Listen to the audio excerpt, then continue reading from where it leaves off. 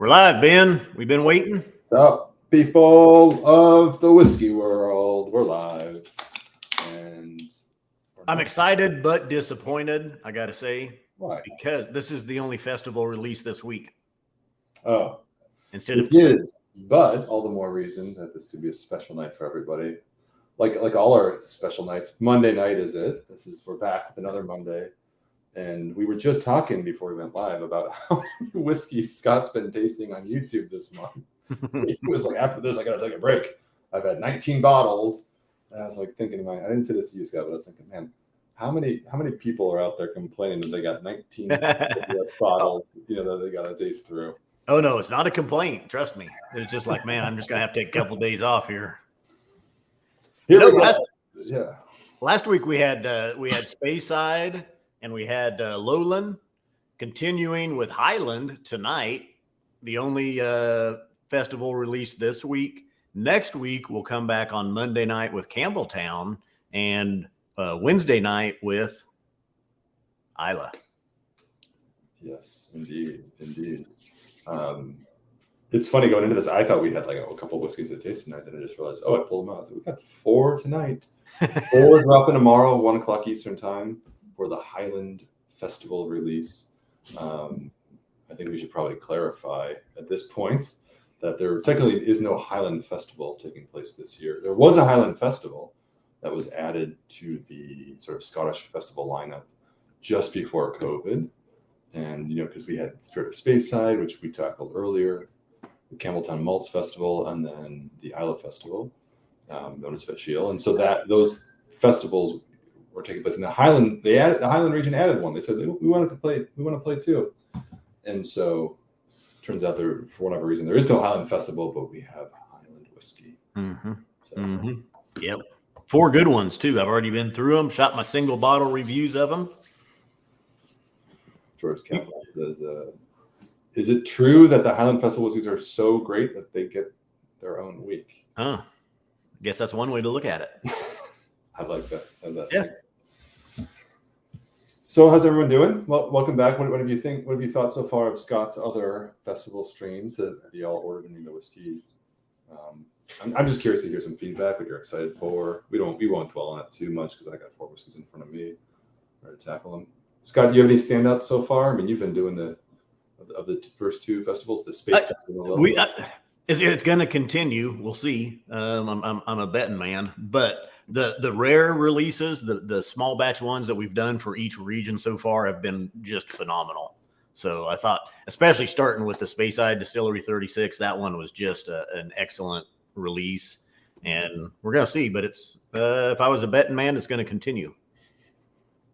Are you not a betting man? I use that phrase as well, and I'm like, I actually like gambling too. I always say that. If I were a betting man, I was like, I was just playing poker yesterday. All right. And shout out to Fine Spirits Appreciation Society, who says, time for a trip to the Scottish Highlands. Yes. Believe it or not, this is a virtual background. We're not actually there, but we'll take you there through the sensory experience that we're about to go through and you're about to watch. Yep. I do love it. You've been there. You've been through the Highlands, I'm sure. Yeah. Beautiful area. Just loved it. Of course, I've only been there one time, 2019. We started on Islay. Roy drove us up through the Highlands, into Inverness, and then back down to the south through Speyside. But that whole area is just gorgeous. That Inverness area, I'd love to have like a home base, right there in that area. Beautiful. Yeah, I've never been to Inverness, but I totally agree. Every time if I go to Scotland, I want to get in the car and just go straight west, just to drive. I think it's the scenery is magnificent. There's just such a sense of place, and you want to kind of at the same time, I always want to get out of the car and just pour a dram and just sit and overlook the scenery. But of course, Scotland's zero tolerance, and I have to get somewhere, so I can't get drunk. So I never actually get to do that. But if you avoid driving you, that's I guess that was your solution. All right. Are we ready for our first ticker? I'm ready for the first ticker. Let's kick us off. They've probably seen the color sitting here, and they know what profile that is. Does anyone know what profile this is? I think first in the chat to name that, we'll get that ticket to Scott's gun shows. I don't know. You know, we all know you've been working out, Scott. Looking good, looking fit. You got to earn the booze. You know. Well, I think in our line, you have to eat good and you have to exercise. So, yeah, keep those up. If you don't, man, you can really kind of go downhill fast. Right. I'm with you on that. So Distillery 19, this was a new one for me. I had not had SMWS Distillery 19 before. Spicy and dry profile, 18-year-old, 55.6% ABV. Our cask type, first fill ex bourbon barrels. This one will be available. All of these will be tomorrow, 1 p.m. Eastern time. This one, $185. And like the other rare releases, 2-bottle limit per member on the rare release, 1-bottle limit on the single casks, which we have 3 of to do tonight. And this is a very unique whiskey. Woo. The nose is lemongrass, vanilla, and cracked black pepper.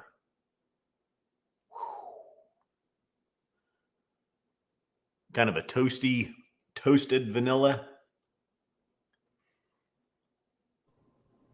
Wow. Jumping out of the glass. Burn some nose hairs.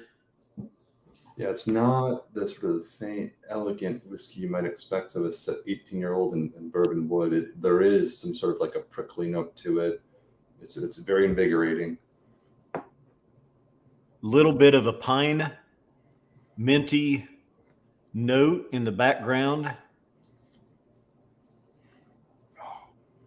It kind of several years ago we had, I think it was mustard, custard, and thyme was the name of one release. Oh yeah.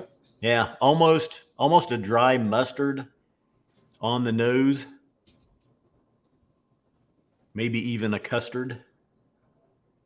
Whew. Very nice.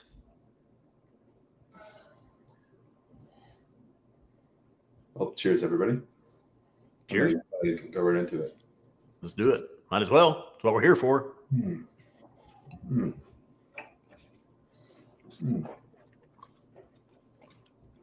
Oh, first whiskey of the night. Needed that one. Juicy fruits. A lot of sort of a bit more prickly pear. Some nice hazelnut notes. Really, really nice balance of sort of fresh fruits and maltiness.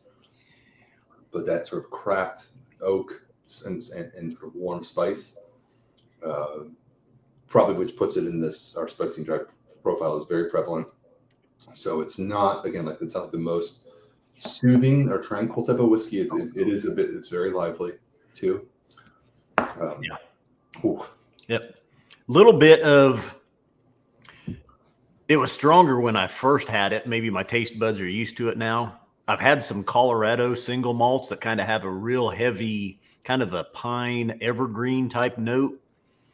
At first, it was really prevalent in this. Very nice. First time I'd had it in a Scotch.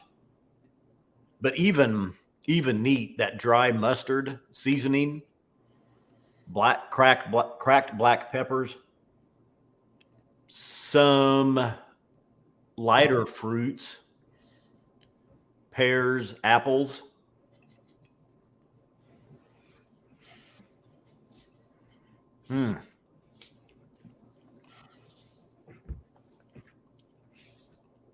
Nuttiness, lemongrass, those lighter citrus lemon notes, little lemon zest. There's the pine. Jumping out a little bit. Very, very interesting and unique. And spicy and dry, very fitting profile. Cracking up because you said earlier, some, and then if you know the song, the Smash Mouth song, All Star, somebody once told me. There's a meme like going around where it's like some, and they pause. Never mind. Sorry, I try to contain myself. It's so dumb. Do you guys know what I'm talking about? You ever see that they use that song in the meme all the time? It's usually some like kid wiping out on the ice or something. Yeah. You That's know what right. I'm talking about? Like, Yeah. so Oh yeah, I've seen them. Yeah. it's a body. First whiskey only. This is getting weird. I enjoyed, Scott. I was looking on. I enjoyed all your observation. I think, and this one is like we're consistent on this. I think my experience, and you call it like the mint or eucalyptus. I can't remember what you said. There is a little bit of that, and I thought Pine. Pine. You said pine. Pine. Too. Yeah. Yeah, fantastic whiskey. Yeah, little mint, little clove, little pine, nice oaks. I mean, mustard, cracked black pepper, vanillas, citruses. There is a lot going on with this one. Very unique. And I think there's a little bit, I may say it in my review on this one. Look nice. There's some nice toasted notes that come through. If not, maybe a very light peat. If you're really searching for it, and it may hit you at some point, you'll get a little smoke. I think I say like a prairie grass fire. Very faint hint of it may show. It's interesting because this whiskey was chosen to embody all that is the Scottish Highlands in whiskey form, which I think is probably the most difficult to summarize in any one bottle. Excuse me. But you do have a little bit of sort of the earthiness mixed with sort of the malty cereal grains. And we also have Scott's camera, which is refusing to focus. It was focused until come on. The point is, there we go. What is on that label there? Who is that person blowing bubble gum? Do you get a note of bubble gum from the whiskey? I have not. No. And that's interesting. I had not even really looked at the label. But yeah. And somebody commented, though, said something about AKA hazelnut bubblegum. Mm. Oh, that's George Kaplan, damn TTB, he said. Oh, okay. So this must be one that's got the different name in the UK. And because of our TTB labeling restrictions, we can't list any food in the names. Shout out to Johnny, who says a hint of silky 50mm f1.8 bokeh. Yes, I'm a real YouTuber now. I have a real camera. It's actually 24mm f2.8. Yep, then got a new camera and it's showing. Nice soft background. Yeah. Imperfect complexion. You can really see it all. And I appreciate that you're just focusing on me right now. You can put yourself back on the screen. That would be nice. The photographers, I know what bokeh is. I mean, that's that narrow range of focus where your subject is going to be in focus and everything else, behind you or in front of a narrow field of focus is nice bokeh. Daniel says Ben's too much time. I actually don't use TikTok. I only watch TikToks on Instagram after they've been popular for 2 weeks. Have you added water yet? I did, and I thought it brought out more of the fruit notes. Mm-hmm. Mm-hmm. I don't know that it necessarily improved the whiskey for me. I thought it was really, really good neat. Mm-hmm. Sort of light and delicate, but also there's enough vibrancy to sort of the whiskey's a little bit of muscle, and I kind of like it. And with a little bit of water, it loses some of that.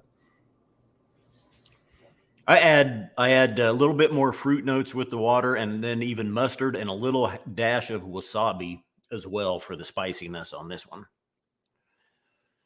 More of the nuttiness will start to come out as well. And I think I'm even getting that char, more of that barrel char or toast and or very light peat as well now.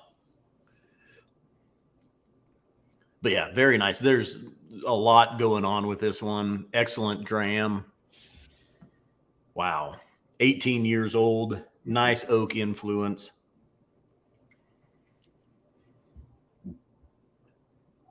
Yeah, I think it's superb. I mean, it's really, really good.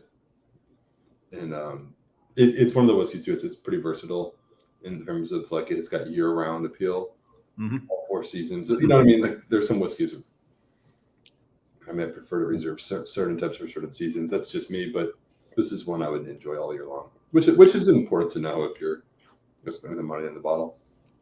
I poured in our second round of water here just to see, but I like it. I like this one was good, neat. I do like it with that first round of water. I think it's really letting it open up. More and more notes come out, showing themselves. This is that really non-typical Highland. I think, the spicy and dry profile on this one is just phenomenal. And that's been a rising star in my catalog anyway, the spicy and dries. I think we need more of them, but this one is a excellent example of it.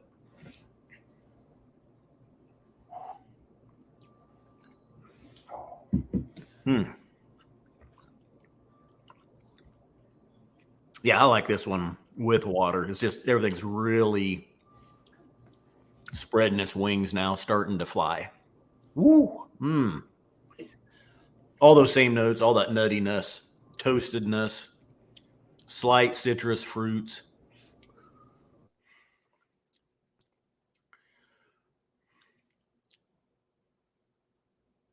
Still a little bit of the pine, a little bit of the mint, clove. I would almost go a little vegetal now as well, a little bit more earthy. Somebody said petrichor, almost that humid, rain-soaked earth. Very nice. Oh my God. I can't anymore. All these times like this cough that's been kind of ill the last week. So the laugh. It's really bad. Our whiskey would be SMWS whiskey to be able to take that pool. Ooh, wow, that is so nice. And it's really great finish as well. It really hangs in there. Like I say, those notes really just keep coming, just keep exposing themselves. Wow. Good one. That's a good one to start with. Mm-hmm. I might start and end there. We'll see where we go. Yeah.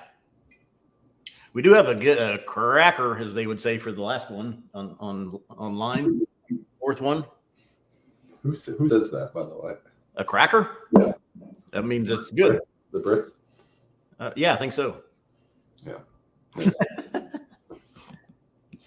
I wasn't sure if that was like a British thing or a Kansas thing. I think, it's a 50-50 chance that it can go either way there. I'm going to stick with the UK version. All right, we're going to move on to a juicy oak and vanilla. Cast 68.58. Yeah. Most acceptable start. Let's see if I can. Here we go. Oh, there it is. 12-year-old juicy oak and vanilla, ex-bourbon barrels, 61.2% ABV. This will be $120. One bottle limit on this one, and the next two, these are the single cask. These are single casks chosen for the Highland Festival. That these others have been, as we had some Speyside single casks. We had one Lowland single cask. We've got 3 single cask releases for Highland tonight. So this is the first of the 3.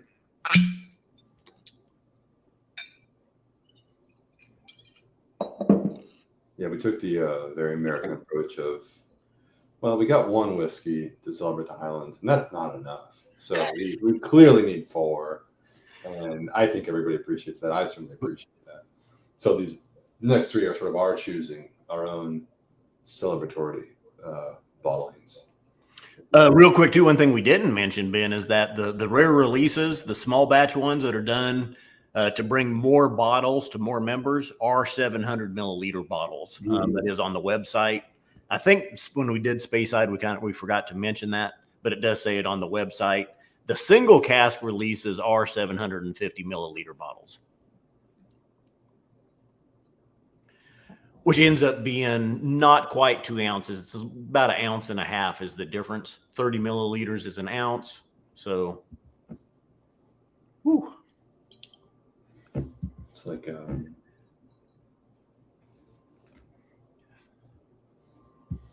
Citruses, yeah.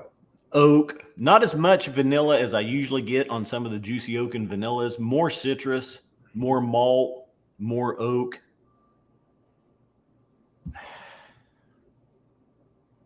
A little bit of varnish, or like a Yeah. or also like a pink thinner type of aroma, like an industrial note that I'm trying to place. I say more the wood polish, the wax polish. Oh yeah, there you go. Yeah. Like Pledge. Yeah, lemon Pledge. God, Gregory Cloyd is and you're on your game tonight. He's just he's drilling these comments. Everyone is just complete gold. Supersized. Yes, that's exactly what we've done. Well, so I mean, I wasn't involved in that process, but I can only guess that the 700 milliliters on the small batches really was just done for uniformity and making, that small batch, getting those however many bottles, having them bottled and labeled and be able to send them out to the different parts of the world all in the same size and not having to worry about what size bottle goes where. I believe it's the start. Everything is 700 milliliters moving forward, right? Or at some point there's a transition, like in the industry. I think we're just open, right? So the states have now, I think they've pretty much said it doesn't have to be a 750 milliliter. So the states have kind of opened it up to, other countries, standard size bottlings and whatnot, and being if you want to release a 700 milliliter, you can. It's not against regulations anymore.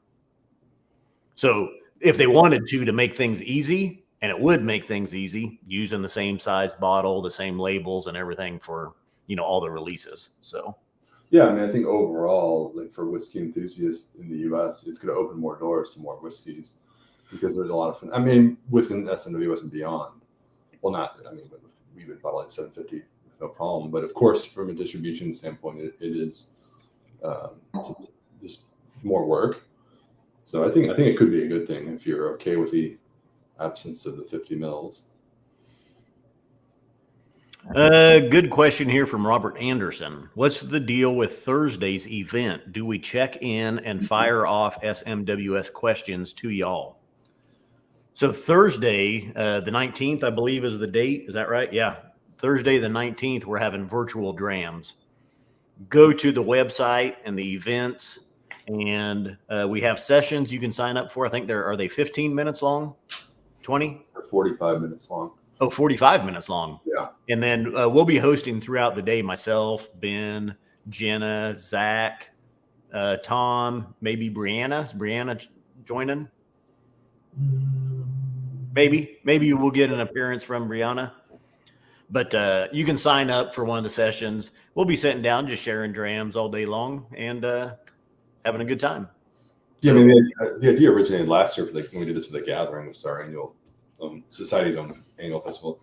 We're just thinking, man, we're streaming on YouTube. It's so much fun. We love meeting members and their friends alike through YouTube. But it was just a great opportunity to, I don't know, have more of a personal relationship with our fellow members. So we did these Zoom sessions last September, and they were about 45 minutes long. Everybody came, poured a dram.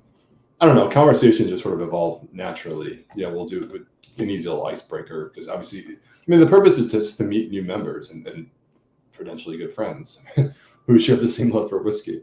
Right. So there's no real agenda. We'll have different sessions going on at different times. We're paring the groups down to, what did we say, 15 or 10 people? 10 people per group. I think so. So it's, enough to meet a good number of people, but also not be sort of drowned in like a presentation. It's not like that.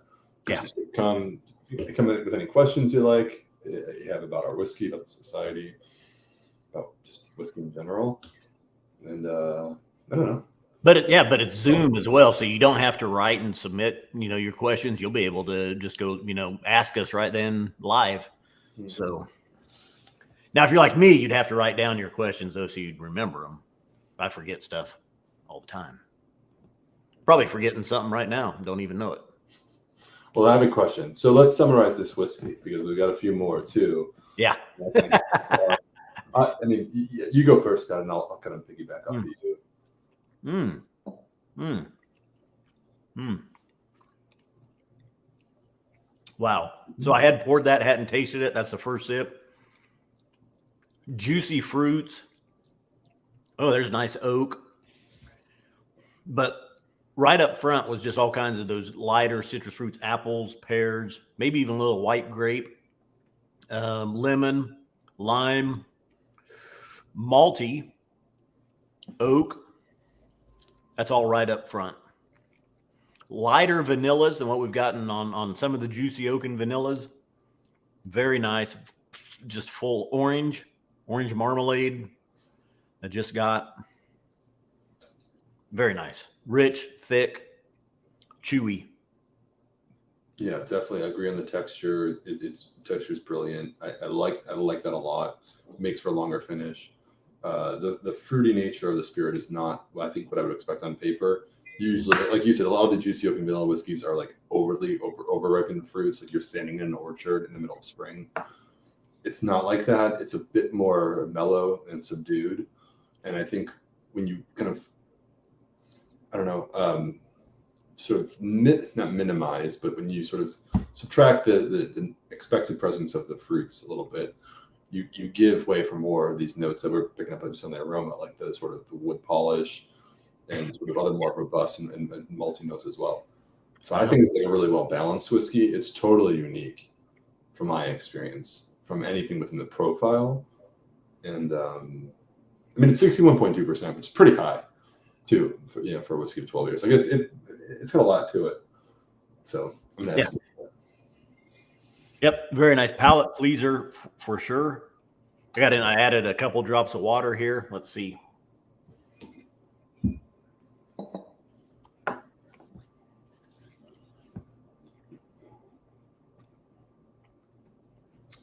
And I know Vegas had the spread there on if Scott would say he likes this one with water.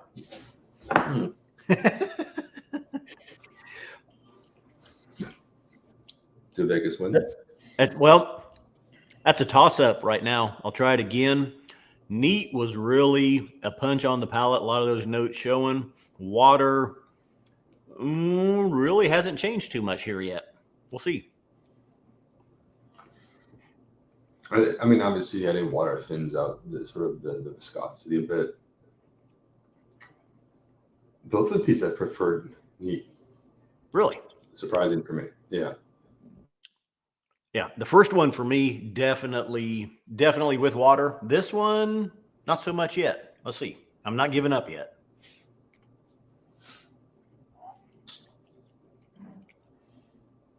And I should have said if I was a betting man. I was waiting for that. Northwoods whiskey nerds. I love that. Northwoods whiskey nerds. Northwoods, I think you just got to commit to the WHISKY. Yeah, I appreciate what am I trying to say? The inclusivity for all types of whiskey. But I think you can just commit to it. I'm just going to give you a hard time. Northwoods Whiskey Nerd says, I guess that Scott would say water is not hurting this one at all. That's right. You're becoming predictable, my friend. I think that's I got 9 out of 10 of our whiskeys. That cask strength is so nice because it really, I mean, that's what I think what people love. One of the things people love with SMWS is those higher cask strength whiskeys. And it just allows, if you love it, if you like it neat, drink it neat. Some people want to play with it and add a little bit of water and bring it down to where they want. And with a cask strength whiskey, you can do that. I think the majority, 4 out of 5, 9 out of 10, to me, water really helps. It just helps kind of some of those compressed notes just really start to show themselves. But this may be one that doesn't do that. We get a nice nuttiness here as well, and even a slight char. Again, a toasted oak. Slight. That wood polish still present, nose and palate. Andrew Kelly says, I have a gift card, but it expires today. Any way to extend it through tomorrow so I can use it on one of these Highlands? Yes, Andrew. And anybody else who's got a gift card that's expiring today, we'll send it one day. Probably reach out to Scott, I guess. Yeah, if you try to use it online and it tells you it's expired, just call in. He says it's expiring today. 646-844-1154. And we should honor it. Yeah. So maybe call in the morning, Andrew, before the release at 1 o'clock. Get this worked out. Well, not if he wants any of these whiskeys. That's what he's saying. He said extend it so you can use it on one of these Highlands. Oh, yeah. So you should probably call the team tomorrow morning before 1 o'clock Eastern time when he's released, just so you can get that gift card updated. But we'd be happy to. One day between you and the bottle of whiskey you want is not gonna. We're not gonna prevent you from getting that. All right, last sip. I did get a little bit better mouthfeel with water than without, but not necessarily any more notes or anything really revealing itself that wasn't there.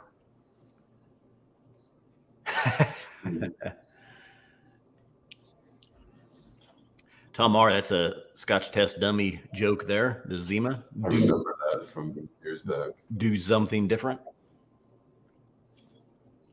I gotta tell you, so we just in our very first video, Bart teased me about drinking Zima, which I didn't at the time. This was 2013. And 2017, 2018, 4 years later, Zima got reintroduced to the market for that year. And so we used it in a couple of our events. And the 12 hours of boom, our first 12 hours of boom, we drank it at the end. And I got to tell you, it was actually pretty good. I had one when I was at your anniversary party. At the anniversary party? So yeah, that was my first Zima experience. It was actually kind of refreshing. I mean, after the 12 hours of boom drinking whiskey all day and then you pop to a Zima, it was light and refreshing, which I think is what they were going for. I like light and refreshing cocktails. I think people think that's weird. Like I go out with friends and they're like, "Oh, are you to drink the whiskey neat? You gotta get something." I was like, "Bro, look at where I am all day long. I drink whiskey all the time. If I'm out, I want to order something that I can't get, which is, you need something light and refreshing." So yeah, I don't hate the Zima. All right, second round of water. I'm going with the no on that one. First round or neat and first round of water, good. Everything's still there, just not quite the punch that you were getting, neat and with a drop of water. So, all right, should we move on? Number 3. You betcha. We have a halftime show or no? Oh, yeah, that's right. All right. Anyway, we're going to take this moment to remind you that Scott's been drinking 19 bottles of whiskey so far. Oh, that's important. So as we pour these next whiskeys at this halftime show, we remind you to do the same thing you're talking about. You might need to turn it down a little bit. It's almost cutting out your mic a little bit. I didn't want to get myself up anyway. Oh, there we go. Everybody, we made it this far. We made it far enough. No, I'm just kidding. We're only halfway there. We got 2 more whiskeys to go. Pour a dram. Should we do the wave? Hey. Your turn. This is like, wow. This is SEC quality waves right here. Question for everybody in chat. What's in your glass tonight? Anybody else have a whiskey on Monday? The odd ones. Here we go. Purple color, baby.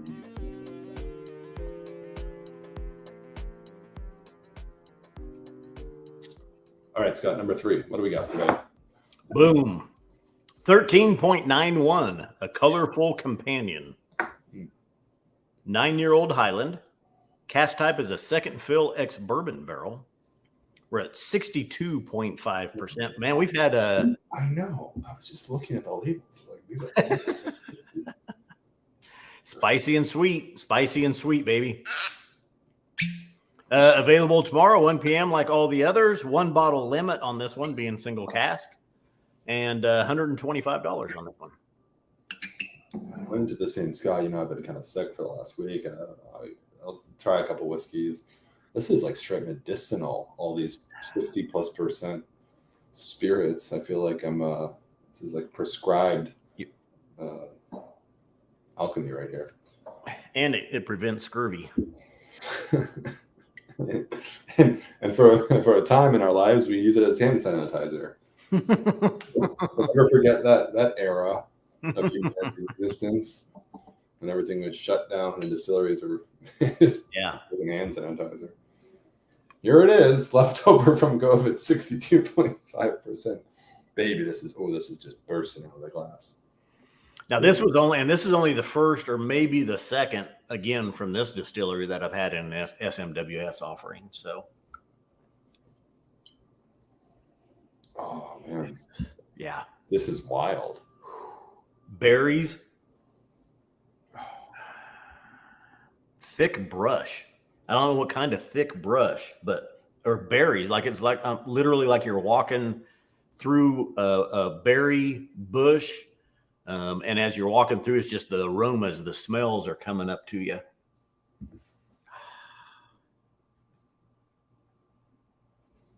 little spicy in there as well.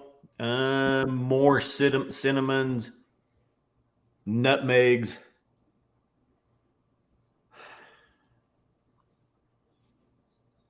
Wow. Again, nice nose. Jumping right out of the glass at you.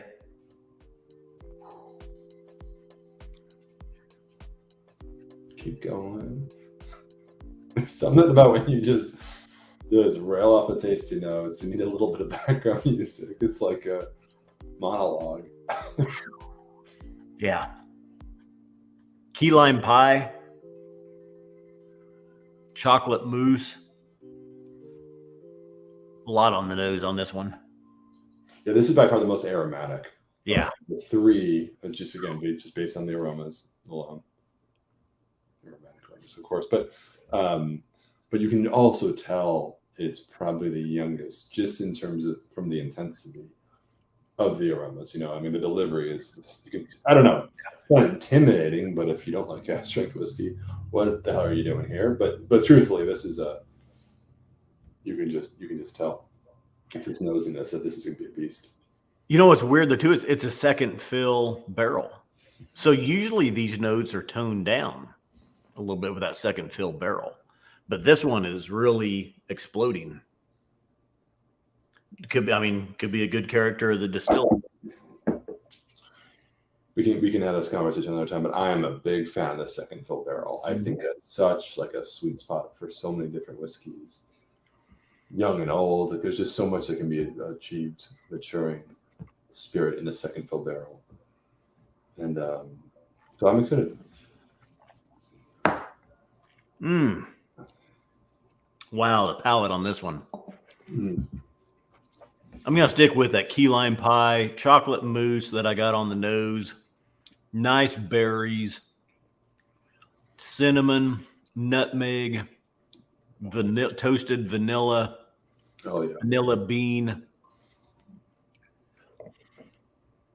Just nice. Everything's coming together nicely. There's a lot. This is just like a great value pickup too. And that's nothing against the first two. I just think like, wow, this is 9-year-old whiskey, probably has enough complexity that you can probably trick people in a blind. I think it was a bit older. Really good cast. Man, Distillery 13. Who would have thought that these whiskeys come out of that one? But it's interesting. We've gone from an 18-year-old. We've sort of like gone down in age with 3 in a row. This is definitely the most vibrant and lively of the whiskeys. And I think the first one was packing a punch a little bit. And we're like, oh, man, it's intense for an 18-year-old. But that was so much more elegant and subdued. And now that there's some context on my palate, it definitely was the most subtle, I would say. Yeah, age going down, but our profiles, our flavor profiles definitely kicking in here. I mean, going from juicy oak and vanilla, even though it was a 12-year-old, down to this 9-year spicy and sweet. The blind, I would never think this was a 9-year-old whiskey. Mm-hmm. You know, Mm-hmm. I mean, it feels 12 to 15. There's so much flavor in there, all those different notes.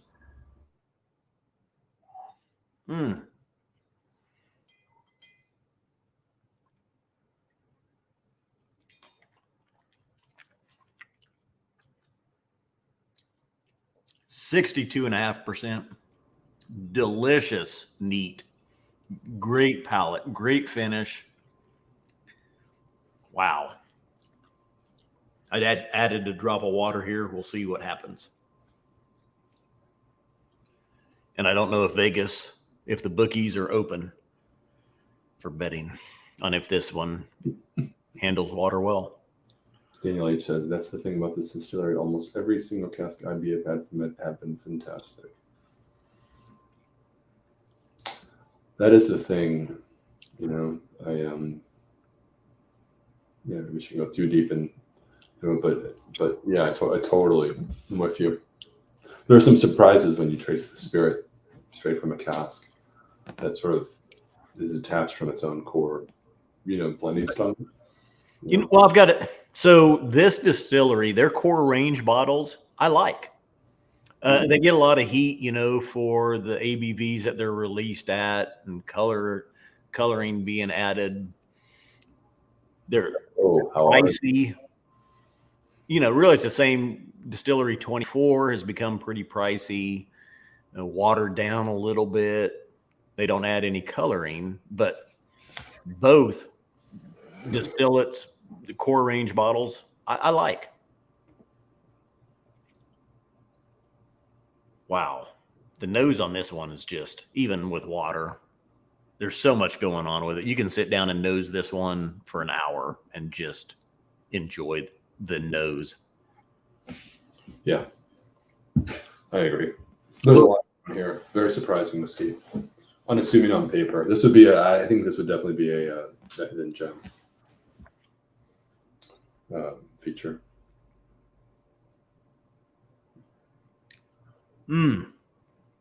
Water, believe it or not, is helping this one. Mm-hmm. I know it's going to shock some people out there. Bring in that key lime pie, that chocolate mousse, add some caramel dolce. This is a dessert extravaganza here. Milk chocolate, caramels, chocolate, lemon meringue, key lime pie, graham cracker crust, just exploding.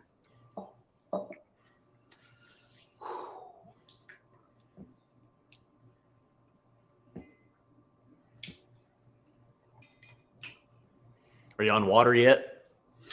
I have a confession to make. I added water from the beginning. Oh. I mean, just I'm kind of getting over a little bug, but truthfully, when you something 62.5% and I'm doing a lineup like this, I know I'm going to be adding water right away anyway. So I figured you were tasting neat, and there's just some whiskeys I know, like now.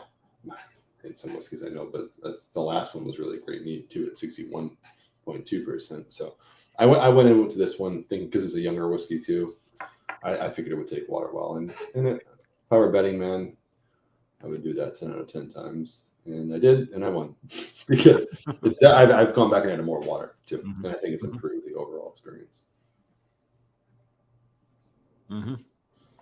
Connery. Do you expect me to talk? I'd like to try this bottling, but I'm one of those who hasn't been a fan of this distillery's core range. How comparable are the flavors and complexity to, say, the 12-year? 100 times better. Yeah, I agree with the quality, but in terms of flavors and complexity, I would challenge anybody to taste this whiskey from this cask and be able to sort of distinguish where it came from. Yeah. Because it tastes nothing like a core bottling, Right. The distillery at all. Right. I think it would be really hard for anyone to pick that out. I certainly wouldn't. No, absolutely not. And this is one of those we had. Can't remember the distillery number. Hold on just a second. There, they're right there. 96.35. This is from December or January, but Distillery 96 is known for its sherry casking as well. But this was Old Green Dumpy from a first fill ex bourbon barrel. Simply phenomenal. What a great whiskey this one was. And really the same thing going on here. If you're used to the sherry casking from this distillery and you come into this one from a second fill ex bourbon barrel, it'll blow your mind. I mean, there's no way you'd blind ever think this was from, Distillery 13. So I dig it. So easy pickup. If you're looking to add 2 to the cart, I think we'll be able to round up at the end. But this is an easy addition, I think, to an order. No, with all due respect, I mean the price, $125 isn't some small price tag for any whiskey. I'm not suggesting that, but within, I think, the society offerings, it's pretty easy to. 2 rounds of water, even better. Add slight tobacco notes, some slight leathers, a little bit of earthiness, all those fruits, all those berries, all that chocolate, fudge, caramel, everything there. Gorgeous with water. Love it. I think we should just end right there. All right, guys. Thanks for joining us. Tomorrow, we have something up Scott's alley coming right now. Coming to you live. And when I met Scott, he's like, I only drink this type of whiskey. And then I met Bart. He's like, I only drink this type of whiskey. And then I watched over the years as the two of them combined.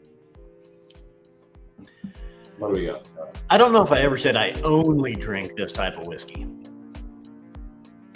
It is one of my favorite profiles, that's for sure. This one is a sleeper. Well, it's probably not a sleeper. 78.53. Oh, yeah. Death in the Afternoon. 8-year-old Highland in our Dirtiff collection. For those new guys that haven't heard the abbreviation, that's deep, rich, and dried fruits. Is that a British thing or is that a Wichita, Kansas? That's a Scott Bruno thing. Okay, we sorted out the cracker one earlier. All right, the Dirtiff. Dirtiff. It's a Dirtiff. DF. That's such an internal SMWS team lingo. Like JOV, Juice, Yoke and Vanilla. I'm like, what are we talking about here? I had to abbreviate on the ticker for on one of the Speyside bottling. And that was for the Distillery 36 rare release. And there was 3 different cask types. Well, you could only fit 200 characters in our tickers. So I had to abbreviate to get in the 3 different cask types that were used. I had to abbreviate deep, rich, and dried fruits to Dirtiff.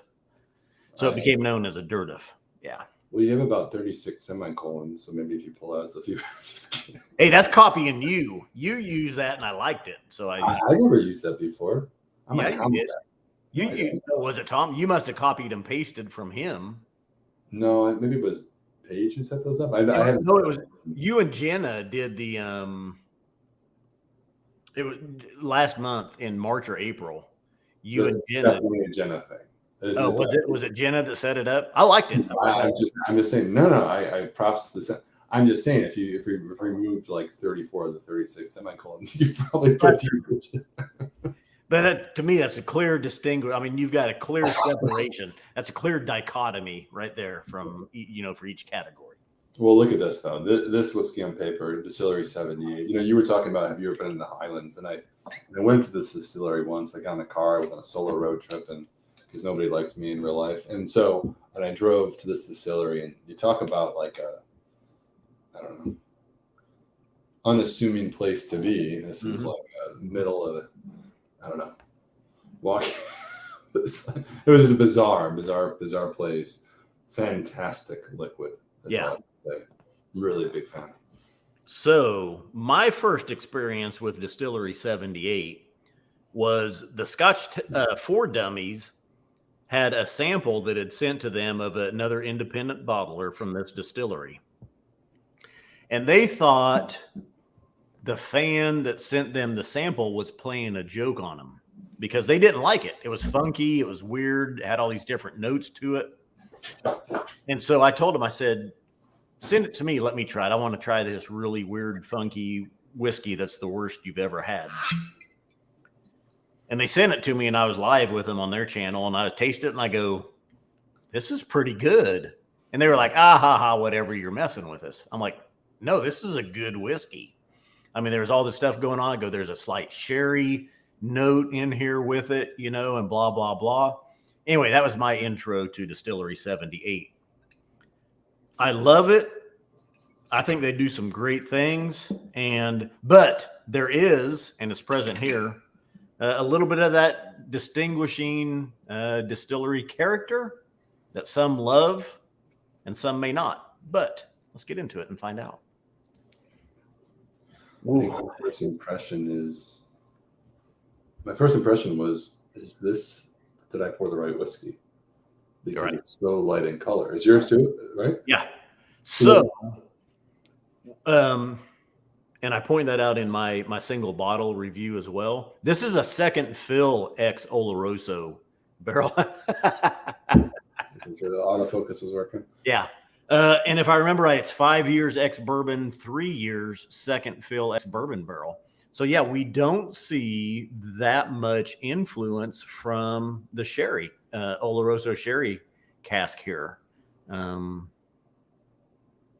Except on the nose, it absolutely is a sherry cask. You know, everybody says don't judge whiskey by its color, and I repeat that. But most of the times, it's like it does kind of add up.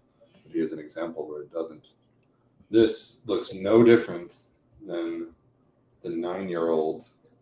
Look at that; it's literally the same color from the 9-year-old from the second fill bourbon barrel. Was the last cask? Yeah. It's a shade darker, but not much from what you would think from being in an ex Oloroso hogshead. But like I say, I think that second fill ex Oloroso really tamed it down. We get some very nice sherry influence here. We'll get into that, but to me on the nose, and I would confuse 78, I think, for a Campbelltown a lot blind, just because there is kind of a funkiness, you know, to it on the nose and the palate. This one's more, there's a little bit of that funkiness, but those sherry notes show as well. Nice prunes, nice dates, kind of some funky nuttiness, you know, that's in there with it. Toasted honeys. 60% ABV, almost our lightest dram of the night. A little bit of tobacco and leather on the nose. Old books, surprising for an 8-year-old. Very nice. Probably a little bit of that distillate character and the second fill ex Oloroso hogshead. Very nice. Beautiful nose.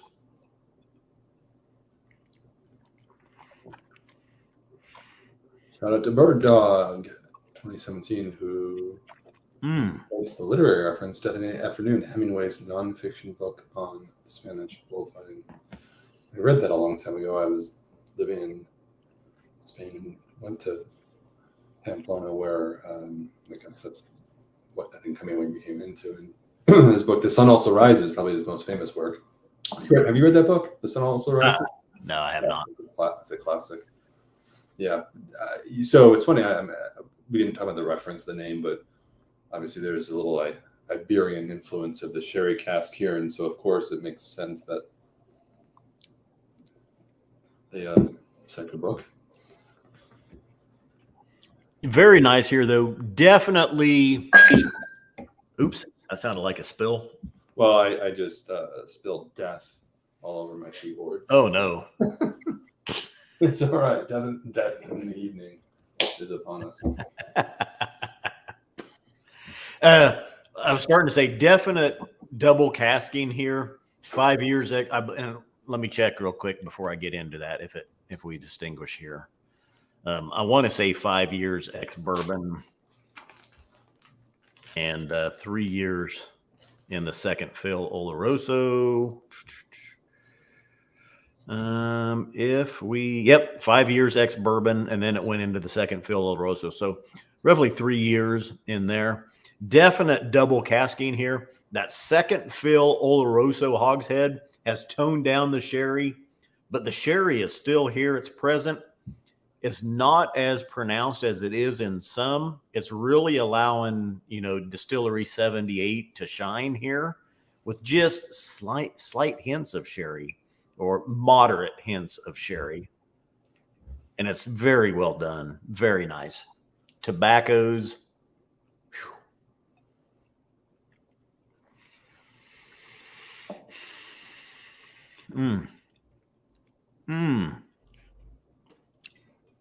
It's not a slight sherry. It's a moderate sherry influence here. Nice, darker fruit notes, nutmegs, toasted almonds, cinnamons, marzipan, burnt toast. Everything coming to mind, but really still mid-level. It's not a sherry bomb. Don't think anything like that. Yeah, I would call that balanced. Right. Very well balanced. Exactly. And I think we making that distinction for everybody in chat is important, because if you're going into this thing looking for a heavy sherry bomb, this is not it. But if you haven't had a whiskey like this, I think with a very more subtle sherry influence, I mean, I'm sure a lot of people have had a whiskey of this, but so I would say that's as advertised. If you're looking for that.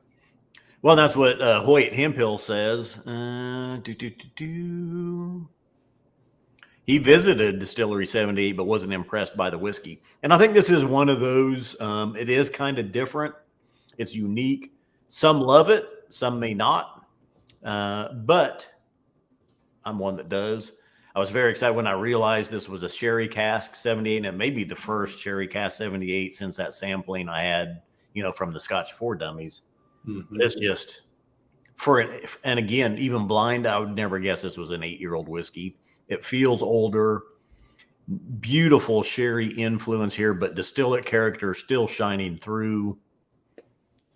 Just gorgeous. And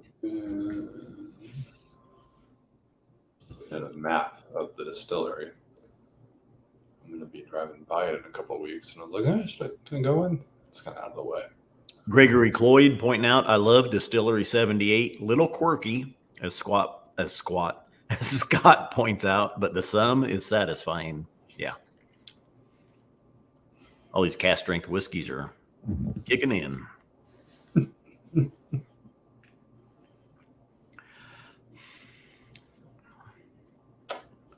Yeah, I mean, nice toasted nuttiness here on the finish. Great finish here for an 8-year-old. It hangs around. Again, blind. There's no way I'd ever guess this was an 8-year-old. It feels much older. And it's a great release from Distillery 78. I think all 4 whiskeys encapsulate the Highland region. Well, they evoke the Highlands in different ways. And I think it kind of just speaks to the diversity of flavors or styles, rather, that come out of this region. Kind of just reflecting on what we've had. Everything, like, is there one common note or theme to any of these whiskeys that you? No, not at all. And I think having the 4 different flavor profiles, 4 different whiskeys, 4 different distilleries, just a showcase of what the Highlands can do outside of a peated. We've had some excellent peated Highlands as well. Those are reserved for next week's, Isla Festival releases. So, yeah, I think the first one we had, the festival bottling, the official festival bottling, the rare release, 18 years old. I think that was because we started with the oldest whiskey tonight. And usually, I think when I do a tasting at home, I kind of do the opposite order. You sort of evolve, and it goes like there's a linear evolution in my own sample usually. But I'm going to go back to that after this, and I think that was probably the most captivating whiskey for me. But then there were some real surprises along the way, and that third one we had, that distillery 13.91, spicy and sweet, that had so much to offer. And this, again, if you're a fan of the sherry matured whiskey, it's definitely worth trying because it's so atypical of, I think, the typical. So atypical, the typical. Yeah. Open them up is saying, I missed the first two bottles. Unfortunately, we have a 13 and a 78. What were the first two? The first one, our rare release for the Highland Festival itself, small batch from distillery 19, is an 18-year-old spicy and dry profile. 55.6%. It is a 2 bottle limit per member, following what we've done with the other rare releases. And then the second bottle we did 68.58, a most acceptable start. 12-year-old juicy oak and vanilla, 61.2% from a first fill ex bourbon barrel.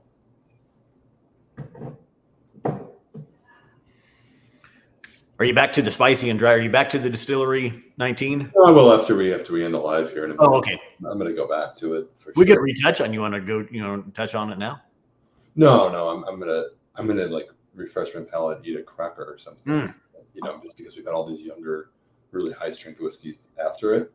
So I think a little reset, and I'll go back later tonight. So yeah. Good lineup. Thanks to everybody for joining us tonight. And this is the only live stream we have. However, don't forget to sign up for virtual drams if you haven't already for Thursday. Good opportunity to meet fellow members, hang out with us on Zoom, and it'll be fun. This Saturday as well, the 21st, on World Whiskey Day, Tom is hosting a tasting of all the festival bottlings. I think just the rare release bottles, at the Brandy Library in New York City. Details are on the website. Go to events. And this Thursday, as Ben just mentioned, is our Zoom meetings, virtual drams with members. You can sign up again through our events page, and 20 to 30 minute or 45 minute intervals. You can sit down and have a virtual dram with a member or two from our team. Or 10. So, yeah. And somebody asked if we had a spreadsheet for the whiskeys. This is all 4 of them. We've covered all 4 of them. I don't have a spreadsheet for that. So hopefully you was paying attention. You want us to recap? We just did the first 2. Yeah. Any do or don't? No recap. Okay. Well, I mean, if you want, but no, I think this will be posted live. You can just kind of skim through them real quick. All the headings are at the bottom. E Pluribus Newman is asking who's hosting at Jack Rose in DC. Jack Rose doesn't have the festival bottlings. There were, and I should have kept that list. I had it right over there. The Barrel Thief in Seattle has the festival bottlings. Franklin Room in Chicago, I know does. There you go, Franklin Room. That's what I was trying to think of in Chicago. Yeah, and one other I'm drawing a blank on right now. Has all the festival bottlings that you can go sample from. That's available. I don't know if that's available on the website or not. I should have kept that. All right, gents and ladies and everybody else. Scott, any last words? Remember, Scotch Malt Whiskey Society whiskeys are not for swigging, glugging, or knocking back. Please drink responsibly. Cheers. Sláinte.